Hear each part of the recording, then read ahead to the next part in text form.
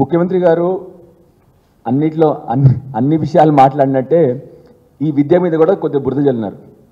నిజానికి చెప్పాలంటే residential schools, నేను కూడా ఎందుకంటే హాస్టల్ రెసిడెన్షియల్ స్కూల్లో జీవితం అంతా చెప్పేది ఎల్కేజీ నుండి రెసిడెన్షియల్ స్కూల్ చదువుకున్న విద్యార్థిని నేను. విప్లవాత్మకమైన మార్పు నిజంగా చెప్తా ఉన్నాను. ఎందుకు చెప్తా ఉన్నానంటే మీరు చూస్తే గత 5-6 ఏళ్లలో ఈ రెసిడెన్షియల్ స్కూల్ నుంచి చదివిన విద్యార్థులు ఐఐటీలు, ఎంబీబీఎస్ సీట్లు, ఐఏఎంలు పోయినారు మన విద్యార్థులు.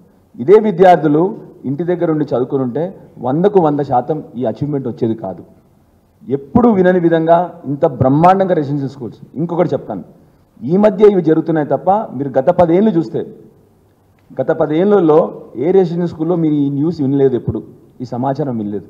మీరు అన్నట్టు వాళ్ళు నిజంగానే ఏమన్నా ఇప్పుడు చెప్పాను కదా మీకు ఇంతకుముందే, బయట అనుమానాలు వ్యక్తమవుతూ ఉన్నాయి. ఏమని అనుమానాలు వ్యక్తమవుతూ ఉన్నాయి? కేసీఆర్ గారు ఆనవాళ్ళు లేకుండా చేయాలంటే ఈ రెసిడెన్షియల్ స్కూల్స్ కూడా బంద్ చేయాలి. ఎందుకంటే బ్రహ్మాండంగా ఇప్పుడు దగ్గర 5 లక్షల మంది విద్యార్థులు ఈ రెసిడెన్షియల్ స్కూల్స్లో ఉన్నారు. ఇప్పుడు 1200 రెసిడెన్షియల్ స్కూల్లో 5,50,000 నుంచి 6 లక్షల మంది ఈ రెసిడెన్షియల్ స్కూల్లో చదువుతూ ఉన్నారు విద్యార్థులు. మా అనుమానం ఏంటంటే ఏదో ఇంతకుముందు సామెత ఉంది కదా, కుక్కని చంపాలంటే ఫస్ట్ పిచ్చి కుక్క అని చెప్పాలని చెప్పేసి. సో ఇలా ఈ విధంగా ఇంత బాధ్యతరహితంగా వహించి ఏమైనా కానివ్వండి రేపొద్దున ఈ సాకు చూపెట్టి ఈ స్కూల్ బంద్ చేద్దామా అన్న ఆలోచన ఉందా అని చెప్పి అందుకే భయమవుతుంది తప్ప ఈ రెసిడెన్షియల్ స్కూల్స్ వల్ల ఇవాళ చెప్తా ఉన్నాను మీకు. మొన్న ఒకసారి నేనే ఇక్కడ అడ్మినిస్ట్రేటివ్ ఆఫీసర్స్తో మాట్లాడాను. 3,000 సీట్లు మిగులుంటే ఎందరు మంది రాశారు తెలుసా ఎగ్జామ్? రెసిడెన్షియల్ స్కూల్కి 3,000 సీట్లు మిగులుంటే అంట 1,00,000 మంది ఎగ్జామ్ రాశారు. సో మీకు అర్థమైందా ఈ రెసిడెన్షియల్ స్కూల్స్ ఉన్న డిమాండ్ ఇవాళ? ఎందుకు వస్తూ ఉంది డిమాండ్ ఇవాళ రెసిడెన్షియల్ స్కూల్స్కి?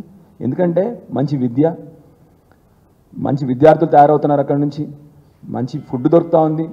మొత్తం వాళ్ళ బుక్స్ దగ్గర నుండి వాళ్ళ స్కూల్ డ్రెస్సెస్ దగ్గర నుండి గవర్నమెంట్ మీ అందరికీ కూడా తెలుసు దగ్గర 1,20,000 రూపాయలు ఖర్చు పెట్టింది ఒక్కొక్క విద్యార్థి మీద సంవత్సరానికి. బ్రహ్మాండమైన రెసిడెన్షియల్ స్కూల్స్ 100% ఇప్పుడు గవర్నమెంట్ నిర్లక్ష్యం చేస్తూ ఉంది తప్ప ఈ రెసిడెన్షియల్ స్కూల్స్ కాన్సెప్ట్ కానీ ఈ రెసిడెన్షియల్ స్కూల్స్ నుంచి వచ్చిన విద్యార్థులు కానీ బ్రహ్మాండంగా ఇవాళ లైఫ్లో సక్సెస్ఫుల్ అవుతూ ఉన్నారు. సో అందుకొరకే ఆ అపోహలొద్దు, మనకు తప్పకుండా రెసిడెన్షియల్ స్కూల్స్ అవసరము.